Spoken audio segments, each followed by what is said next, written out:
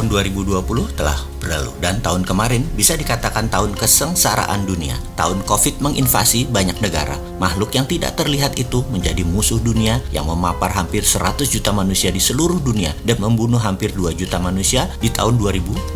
Di Indonesia, memapar hampir 800.000 manusia, menghilangkan nyawa hampir 3%-nya dari yang terpapar. Secara bergiliran, yang terpapar membuat 800.000 orang Indonesia 2-4 minggu berada di dalam isolasi. Anak sekolah, bisnis menjadi dari rumah. Manusia menjadi berjarak. Sosialisasi menjadi tidak berinteraksi langsung. Manusia menjadi tidak bisa merasakan vibrasi sesama manusia lagi. Manusia dulu, jangankan vibrasi sesama manusia, vibrasi alam kita mengenal dengan baik. Kapan alam memberikan signal musim hujan akan mulai, musim panas akan berakhir, akan hujan, dan lain sebagainya. Kemudian manusia modern dalam 30 tahun ini sudah tidak mengenal alam lagi. Lalu sekarang manusia bisa-bisa tidak kenal sesama makhluk hidup lainnya karena tidak kenal vibrasi, termasuk sesama manusia. Karena jarang bertemu, jarang berinteraksi. Kunjungan ke rumah orang tua menjadi dengan gadget. Kunjungan ke keluargaan mendadak menjadi terbatas. Sesama kolega bisnis pun demikian. Dunia menjadi dehumanized, seakan menjadi tidak manusiawi lagi. Itulah efek COVID. Efek yang akan terus bersama kita selamanya. Beritanya akan semakin berkurang, namun virusnya akan terus ada. Virusnya akan terus mengganggu selamanya. Bergantian isolasi mandiri dilakukan oleh setiap manusia yang terpapar. Jadi sekarang dan ke depan kesehatan itu punya arti baru.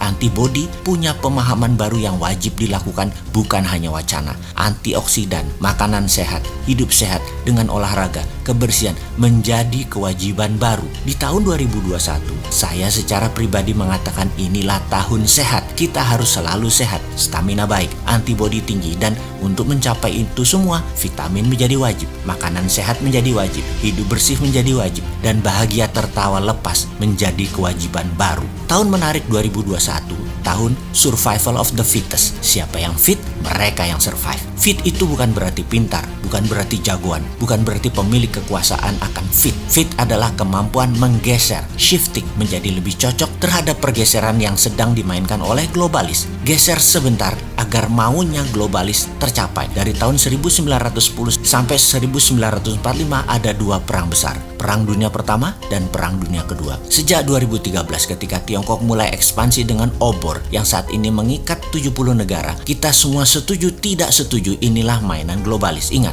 Tiongkok adalah sentral global supply chain dunia. Tidak mungkin bisa begini kalau tidak main dan tidak dimainkan bersama globalis. Amerika, para patriot Pentagon 2014 merencanakan melawan globalis dengan mendesain Trump jadi presiden. Dan 4 tahun kemudian, saat ini globalis di belakang Partai Demokrat dan Tiongkok melawan Trump yang 80% sudah pasti dimenangkan globalis dan Demokrat pemilihan di Amerika tersebut. Peluang Trump sirna. Tahun 2010, globalis, Bilderberg, kaum the have, kaum 0,001% manusia sudah mengatakan dan menciptakan vision 2030 mereka. Salah satunya adalah harus menjadi pengendali currency. Dengan digital currency mereka, dengan algoritma mereka. Kita persingkat, perang dagang adalah perang yang diluncurkan oleh Trump dan kaum patriotik nasionalis untuk memukul globalis. Perang virus COVID adalah perang yang diluncurkan globalis untuk pukul Trump dan kendalikan dunia.